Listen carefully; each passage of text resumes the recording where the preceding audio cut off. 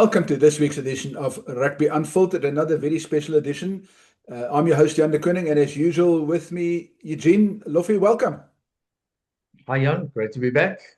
Yes, we've got a full program. We obviously went to the airport when the South African under-20 team, the victorious South African under-20 team, arrived back. So we'll have some input from that. We're going to wrap up the Nations Championship, the first 3 rounds of the Nations Championship. There's a bit of a lull now. There's 2 weeks of no test rugby, and then we've got Argentina. So we'll look at the rest of the season for the Springboks and what happens beyond that. But Eugene, I want to start with the position South African rugby finds itself in. And I know a lot has been said about it, but I mean, we're currently back-to-back World Cup champions. We're back-to-back... Kom ons try weer. 3, 2, 1. We're currently back-to-back World Cup champions. We're back-to-back rugby champions. We're back-to-back under-20 world champions. And we're back-to-back Sevens champions. Also, in the last 12 months, the Springboks have beaten every single Tier 1 nation. That includes all 6 Nations teams and all Sunsard teams. So, it's an incredible place to be. And I can't remember, maybe you can remember, but I can't remember us being this dominant in world rugby at any stage. No, Jan, you got it spot on there. I think our rugby currently is very, very healthy. And we are a threat to the rest of the world because of that. And it didn't just happen overnight. It took, I think, very good strategic planning, putting the right personnel in the right places, and of course, SARU backing the process. Because if you don't have that backing, it's going nowhere. And then, and we're starting to pluck the fruit now of a few years ago when the process started, Jan. So yeah, I think all the South Africans, and especially the Springbok supporters throughout the world, if you look at social media, are super proud of Springbok rugby. As South African rugby, where we currently are standing. Yeah, and I know we've said a lot about Rassie, but I mean, this all started back in 2018 when Rassie came back, when he said he didn't enjoy the fact that people were burning Springbok jerseys, and that's because we dropped down to number 6. Now we've been number 1. We've been number 1 for a whole year, for entire year, and we will most likely stay there for a while still, unless something happens in the greatest rivalry. But I think, and you mentioned the systems is in place, and I think what we have to start with is probably discuss and analyze the conveyor belt. And I did speak to Dave Wessels last night, and he explained what they did. So maybe what we should do is first listen to what Dave Wessels has to say about how the conveyor belt, how they get all these youngsters through the system, and what works and what doesn't work. Dave, let's start with the system. I know Kevin spoke a lot about the system, and I know you're involved with the system. But explain to us, how does the system work? When do you guys identify these guys, and how do you guys get them where they win back-to-back World Cups? Yeah. I mean, the first thing we've got to do is recognise the massive contribution of the schools and the clubs. We're just so blessed in South Africa that rugby's deep in people here, and the resources and the skills and the passion that schools put into rugby is a massive advantage for us. And so our challenge is to try to, out of all of that talent, to try to find the best of the best. And so we start at under 16 level with our EPD program that Herman and Nico and Louis Kuhn and those guys run so well. And we start identifying a group of players, and then those players come through from under 16 again. We see them again at under 18s in camp, and as you know, through SA schools and SA under 18. And we start to look at them further at the under 20 level. But it's not the only way people can come into our system. There's a couple of guys in here, Jack Bernardi, Tom Benning, got a number of those guys who didn't play SA schools, So we also realise that some guys are late bloomers and that sort of thing. So it's also probably a message to those guys who don't make a Craven Week or don't make a SA schools now, not to get too despondent, We don't stop looking, we don't stop trying to find you, and as long as you keep playing and you keep enjoying it, then so even if you don't get under 20, there's still a pathway for you. Yeah, I think about 80 or 85% of our senior Springbok team have come through the EPD program, but by implication that also means 15% didn't, So we're very proud of that 85%, but it's not the only way to become a Springbok. And I think what we're also trying to do is make sure that no player gets missed in that talent ID process. We're trying to make sure that we spread the net as wide as we can, it doesn't become dependent on the school you go to or the results you have. We just want to find the best players and give them the opportunity to play. So that's the ongoing challenge. With the conveyor belt working so well at the moment, there's got to be a bottleneck at some stage.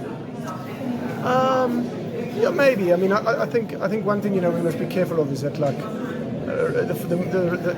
the margins are always so fine, where we are. And I think one thing we are where we are because so many people in the ecosystem have worked really, really hard to get us here, and we just have to keep working like that. What we can't do is enjoy our success so much that we start believing everything we do just turns to magic, and it comes through a lot of hard work. And so that's the trick, is to enjoy this for a very short time, but then we've got to go back to work. And funny enough, one of the first things I think the head coach said to me after the final was who he thinks we're going to be playing in next year's series because of the way the other games panned out. So he's already thinking about the next year, So, but that's the nature of coaching again. One of the things is we've got a really sweet spot of staff at the moment, just a really excellent group of staff. I think not only are they great on-field rugby coaches and good technical coaches, but they're good for the young men, and they develop the young men. And I don't only mean the coaching staff. I think the medical staff, to have 30 players available to be selected in the final in a competition that has 5-day turnarounds at that intensity is a hell of an achievement. And that's because you've got great medical staff, you've got great S&C staff. So the whole ecosystem of the staff is just in a good space, and I think the players mirror themselves a lot on how the staff treat each other, how they treat people around the environment, that sort of thing, and I think you see that through the players coming through now. But yeah, guys, as I said, we enjoy this for a little while, but we mustn't get ahead of ourselves. We know that we've done well in the short term, but this is our job is to make Springboks. So our real success is, as much as we enjoy winning the trophies and that sort of stuff, it's actually seeing the Vussies and the Jaco Williamses and those guys run out on Saturday for the senior side. That's the actual job. We were laughing just now on the plane because we figured out with one of the players that me and Fully have been coaching together since before they were born. So he's a guy I know really, really well, and it just so happened that the timing of the Melbourne Rebels discontinuing coincided with when we were looking for a coach. And as I say, he's an excellent on-field rugby coach, technical coach, but more than that, he instills the behaviours and the attitudes of what we look for in a senior Springbok in these young guys, and that's almost more of a job than the on-field stuff, So I'm really proud of what he's achieved, and but I think he'd be the first to say he's not doing it alone. He's got a big staff behind him now. They're all just doing an amazing job. Yes, Jan, it's insightful to listen to Dave, and he's got a big role that he played, keeping the ship floating and steering in the right direction. Now, for many, many years, there has been a lot of processes in place to get the best players out of schools, out of varsity, and so on, put them into a system. But one or other reason, somewhere it fell apart. We talk about the years of the green and gold squad, and then there was the gold squad, where they identified the kids at 16 years. And then a lot of those kids did go through and play SA schools and SA academy. A lot got lost. And what I like, what the first thing what happened, Jan, is I think when Rassie brought the strategic planning in,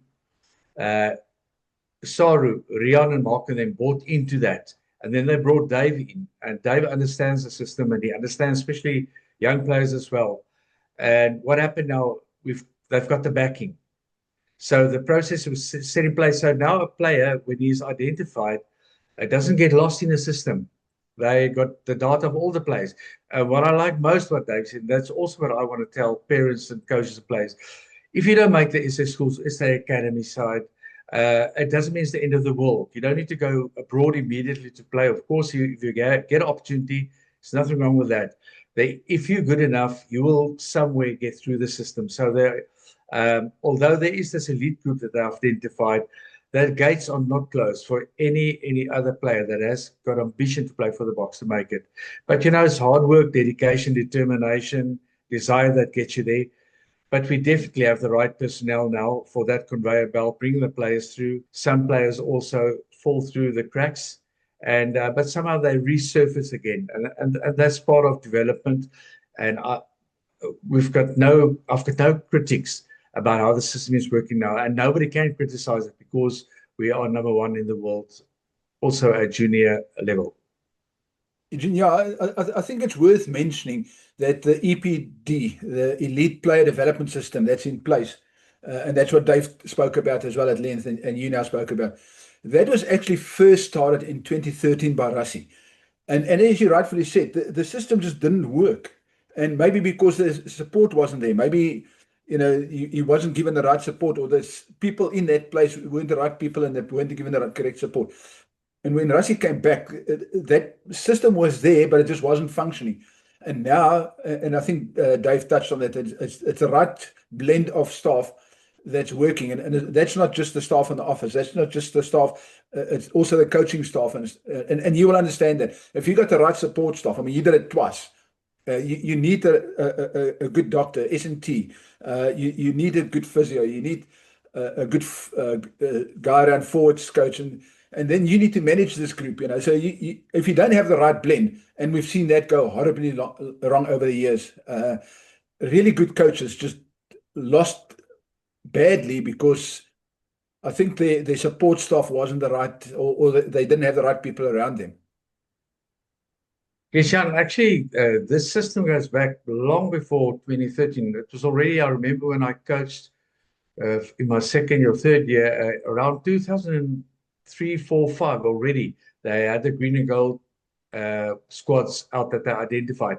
And that's what I actually meant by, unfortunately, then there was a crack in the system that they didn't get pulled through, or sometimes not the right place. But we can call it as it is. You need the right coach. They appointed the right coach, and appointing the right coach and the coaches is the difference between what happened and where we now. Yeah, I agree, and that we saw in Georgia. They were in trouble against England. Not in trouble, but they were behind against England. Georgia gave them a hard time. France, we saw how France came at them. And it's 5-day turnarounds. I mean, you will know that. I think you guys sometimes had 4-day turnarounds. It's very tight to play like that. Yeah, and that's why what I also liked in the conversations, a lot of times the back end personnel or staff don't get credited. In this case, absolutely. I'll tell you what, the guys that works the hardest on these tournaments are the doctors and the physios and the medical staff. They really, and to have your players fresh for every game. There's a lot of rugby, it's a lot of contact and so on, and they need to be credited more for that. And then I think we need to go look as well on the conveyor belt where these players are already starting to develop, and that is at schools level. And credit must also go to the school coaches and the schools that have got good systems in place to condition their guys in terms of physical conditioning, mental conditioning, and of course a skill set. So by the time they already get to these camps, they basically have all the skill sets, and it's like you have to tweak to get it together. But they did a wonderful job, and when you're the number in the world, like we were and like we are now again, you've got a target on your back, and everybody comes for you, because that is the biggest trophy you can have. You don't even have to win the tournament, but if you win the champs, it's a big ego thing, and a big boost for a side. Yeah. Eugene, before we move on to Kevin Foot and talk to him about, we're going to look a bit forward to what happens with this team and these players now. But you spoke about the doctors. So there was an interesting incident at the airport or in mid-flight. So as a team with the Cape Town bound group of players and coaching staff, Kevin and Dave, and as they were traveling towards Cape Town, they were in mid-air when a woman collapsed in the aisle. Dave saw that, and he gestured the team doc, Cupido, to come over and help the woman. But when the doctor arrived, she had no pulse. He resuscitated her mid-flight. They turned the plane around. They went back to Joburg, and they gave her the proper medical care. But he resuscitated her in mid-flight. Initially, we just heard that the plane was delayed by 3 hours, or the plane was delayed, and eventually it was 3 hours. And when they arrived, it's only when they arrived back, because the message that came back, it's a medical emergency, but it's not one of the South African SA under 20 players or staff So, okay, somebody fell ill and they had to take her back. And it's only when they arrived here that they revealed that this woman actually was seriously ill. It was a serious medical emergency. And it was the under-20 team doctor that saved her life. He revived her and resuscitated her. And then she apologies, got taken off to a hospital. And and having a doctor that can stay calm. I mean, the guy's just been through 4 weeks, 3 weeks of really tough grinding work, and suddenly you're on your way home, and now you got to turn around. You got to, and that's just what really good quality people do. That's the quality people we have in South Africa. Yes, Jan, doctors are taught to save lives. That's what they do under all circumstances. But you've summarized that then to me, and I've already mentioned it on the program, the DNA of our people. That is our people. The politicians can fight their politics and bring a lot of stuff into that, but that what happened there is the DNA of South African people, and it's great that he was on board. It must have been traumatic for a lot of people around there, but it's done, and they're back home, and they're safe. Yeah. And she's alive, which is great. Yeah. Finally, before I move on to, I think there's another interesting little tidbit I want to share. Gert Kemp was one of the players that came off the flight, and we got a chance to interview him. And right at the end, after we were finished, he was talking about his playing in the tournament and stuff and coming off the bench. And right at the end, I said to him, at least tonight you can sleep properly. His response, it wasn't Afrikaans, but his response was, "Nou gaan ons braai." So the first thing they want to do when they get home is they want to have a braai. I'm sure there's a few refreshments that goes with the braai, but it's just great fun. That's aside. Let's move on to Kevin. So Kevin had an interesting. I asked him how many of these guys are going to be back next year. So maybe now's a good time to listen to Kevin Foot, the Victorious coach, and see what he has to say. Firstly, congratulations. You're getting quite used to waiting. Yeah, no, there was a bit of a delay in Joburg. Unfortunately, some lady fell ill on the plane, but Dr. Clement was unbelievable. Honestly, he was superb. So it's nice to be home back in South Africa, but I'm just very proud of Clement. He did a great job there for that lady. Yeah. I want to ask you, I mean, we've spoken a lot about it, and I spoke to Dave now about the system as well and how it works and where it all starts. But what happens with these guys? How many do you have back next year? Yeah. And what happens with them now? No, so they'll all go back to their unions now, which will be important for them, because they're Currie Cup under 20. Some of them, I think, might even play Currie Cup senior team. In the final 23, we had 7 guys that'll be back next year. So 3 were starting and 4 on the bench, which is great for us. Last year we had 5 guys return. But besides that, I think we worked out there's probably about 19, 20 guys that have played this year for the Junior Springboks will be back next year. Guys that weren't in Georgia. So guys like Christian Forster, for example, he was with us. Potgieter played so well in the TRCA. He was with us. Altus Robbie, he was with us. So there's a lot of guys that hopefully AJ Meyer is going to be back playing with us again. So lots of guys have been in the system and been in our camps. They'll come back to us. Yeah. And tell me the continuity. I know from last year you just mentioned 5 and 7, but continuity, how important is that even at this level? That's massive. I mean, just to have that experience at a World Cup, playing on 5-day turnarounds, experiencing that pressure, seeing the physicality of World Cup, it's going to be excellent for our guys. Now they've sort of go in with eyes wide open next year. They've got a nice leadership group that'll be with us again, so it's very, very important for us. And these guys, you hope not too many get drawn into this Springbok senior setup. Yeah, look, I think we're very happy, and that's our job, isn't it, to make sure that these guys go on to play Springboks. And luckily that we had the TRC and the TRCA and our trip to Georgia, so we had already started building a lot of depth in certain positions. Guys like Akabakwana, he got man of the match against the All Blacks in TRC, but we told him initially he wasn't going to come to the World Cup because we thought Siaya would be available. Siaya gets injured and Aka's there, so it just works out like that. So creating depth and making sure that we've got a good system is important for us. Yeah, Yaku, Vusi, I mean, even Hash has been called into the squads. Batu, I think that, I'm also really proud of our coaches and what they're doing and our whole staff to develop these guys so that when they do step up, they can actually make that jump. But to see Vusi there, I mean, Vusi was came into TLC late, so he was on the bench for us, and I sat him down and I actually said to Bus, we could be really successful at the TLC here, and then you could play Super URC debut. That'd be great 2 months, and then look again, and 10 days later he's playing for Springbok squad. So I'm so proud of him. Yeah, Bussy is an amazing guy. Jaco Williams was absolutely awesome for us last year. He got his call up late because he had been with the Sharks, and Sia got injured, and then I thought Jaco actually was nearly such a pivotal moment against England where he tackles a guy into touch that actually got us into the semi-finals. So, just so super proud of those guys, and there's going to be lots more guys to come if they just stay focused and stay humble. I just think the staff's work ethic is amazing. Malusi is so passionate about our attack, and he does a great job with the backs. This was a younger backline this year, with guys, a lot of 19-year-olds in. So how we coached them was different to how we coached the guys last year. We want to take our time with them a little bit and get them into a more mature space around World Cups, and you could see at times we didn't execute, and so that'll be a good lesson for us. I think Lumumba Curry, incredibly passionate forwards coach, he looks after that, and he does a great job in our scrum. I think our scrum was the most dominant at the World Cup. And then Warren Peterson was outstanding in the lineup. He came in late after Akers left us, and Warren is such a good, humble guy. So I think just us spending more, everyone speaks about the players' time together, but as a staff, spending time together and how we work is also important. So, and then our medical team, we had 30 players available for selection in the final day.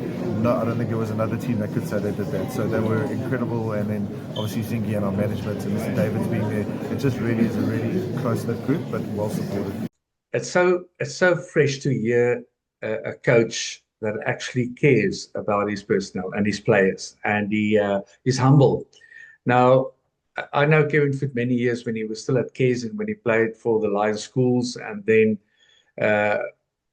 he broke. I lost contact, and then he coached UCT, and then he went to Australia, and then he came back. And one thing that I sensed when I was at the capping ceremony, all the coaches had this calmness around them, and when Kevin spoke, I knew what it was about, and that's what I saw on the field as well. Besides the brotherhood, a love for each other and happiness, and if you can keep that culture in a team, and that's why when they were under the pump in 2 of these matches, they could see it through. I think Kevin did a fantastic job, him and all the assistant coaches. And they, coming back to what you said about Jan Kemp or about Kemp, is those 4 or 5 weeks is pressure. And I think the greatest thing for them is just to go back to their people, families, and where they can just chill and be themselves. So I want to give a lot of credit to the coaching staff, and the coaching staff is led by a head coach. That is what it is. And congratulations. I'm super proud of him and Barend and the coaches. Yeah. Eugene, I just want to ask you one thing quickly before we move on to the rest of the Springboks, senior Springboks. They spoke a lot about love and stuff. Teams also speak about brotherhood. What is the difference just between brotherhood and loving each other? I mean, it's probably a subtle difference. There's no difference. It's about caring for each other. It's about understanding each other, where you come from, and what your culture is, what your religion is, and accepting each other. And a lot of that in the military was suffering together to get that camaraderie. And you can do it many ways. And I guess that was the role, what Rolf Strolley wanted with Kamsalrod, but it didn't get to that eventually. It's just being the solid people around each other that care for each other. And really would die for each other, put their, back each other, and that's what it is. That is, that is words that I know a lot of men full of testosterone don't like to talk about, but brotherly love, that's what it is. And you can see that they play for each other, they play for the coaches, and they play for our country, and that stood out. And maybe, Jan, on that point as well, that we mentioned earlier about how many players are carrying on next year. It's also a very dangerous scenario if you go across. And I think we slipped up, although we only had 2-week camps. That when we won it the first time in 2003, we had 9 guys playing in 2004, and we came 3rd. So we got bronze. So, but we've got such a pool of players now, and it's also reflecting at the senior side. but what a lot of coaches don't always understand, before you go on the field, start with your tactical training and your strategic planning and your game plans and maps and whatever they call it these days. Become a team, become a brotherhood, and then the rest is easier. Start off making them a solid unit, and then you coach them from there. That's what Kevin and them did. Yeah. Eugene, maybe that's a good point to move on to the Springboks, senior Springboks. So we've got to the first half of the Nations Championship, the inaugural Nations Championship. The Springboks top the Southern Hemisphere pool on points difference ahead of the All Blacks. Both teams won all three of their matches, bonus point matches, so they're both on 15 points. In the Northern Hemisphere is France topping the pool. But your take on the first three rounds and perhaps who you think is going to be in the final eventually? Well, it's difficult to. I just think it's a fantastic competition, Jan. And all of a sudden, people, you can hear them on streets, can't wait to watch the games. It's a different brand of rugby, I find it. But what I found interesting, I don't know, you're the stats guy, that I think South Africa and New Zealand are the only unbeaten sides in this whole competition. Correct. And after this first leg, already you could see what teams stood out, like the Springboks, by margins. The New Zealand, France, Ireland, I think I went through a bit of a bump. Scotland showed some tenacity and so on. But what I found great, Jan, that at the end of this first leg, as we can call, if we can call it that, they picked the players that makes the top players of the first series, and so we've got 5 players in, which I think is a true reflection of what happened. We got Damian Willemse at 15. We got Jesse Kriel, who I thought had a fantastic series, at 13. We got Paul de Villiers, the youngster, his first. They put him out at 7. Of course, New Zealand 7 is usually the feature. We got Pieter-Steph du Toit and Malcolm Marx. New Zealand have 4 players. France have 1. Scotland 2. England 2. And Japan 1. So I think it's a good blend, and it's just an exciting competition, and the quality of rugby is also good. Yeah, I agree. It is. It's also a different competition, because suddenly you don't play the same people week after week. I know we got the greatest rivalry coming up soon, and we'll chat about that. But I think what I enjoy about this competition is you get to play different teams. So you get to play this whole year. So Africa is going to play all the teams in the top 10 again. So we've already played England. We've played Scotland. We've now played Wales. We're going to play Argentina soon on August 8th, 2 weeks from now. Then we play New Zealand, 4 back-to-back games. And then we play Australia also. And then we go for the end of year 2, where we play Italy, France, and Ireland. And that's going to be tough. I mean, that's going to be massive. While we're in good stead at the moment, the challenge is going to be when we play away against France and Ireland on the year end. I think there'll be a little bit less rotating, even though Rassie says his goal is to continue giving guys test match caps. Maybe if we're still in the running and we want to play in the final, maybe we start putting out our A team a bit more regularly. Yeah, Sean, I don't think his intention is just to give out caps, but what I like, we've got the biggest squad system currently. I think close to 50 players. Again, I'm not talking 46. I'm not so sure about my facts, but having said that, so we've got basically 3 players in every position, and in certain positions more than 3 in your important positions, or the golden spine, or what it's called, and therefore we can go into this competition with less pressure that if we have an injury, a critical injury in a critical position, that we know it can be filled. And for a coach, there's nothing more that just keeps you grounded if you know you've got that sort of backup, that you can call up into the system. Yeah, it's not going to be easy. It's not supposed to be easy, but the proof of the pudding is in the eating. A lot of these countries that are from the Northern Hemisphere, especially, again, it's the media. The media. they talk up a game after end of the year tour and say they're coming. So we're coming up there, and I think it's going to be part of this competition. That's going to be great. I must tell you, coming back to that, also, I think the team that's going through a tough time is Argentina. And now even there with their soccer team that lost, I think the morale in the country must be pretty low. And their team has not been firing. They're not getting that momentum. They're not playing that flashy game that we used to from them. So hopefully in these 2 weeks, they're going to lift it. Because we need Argentina in that competition as well. Yeah.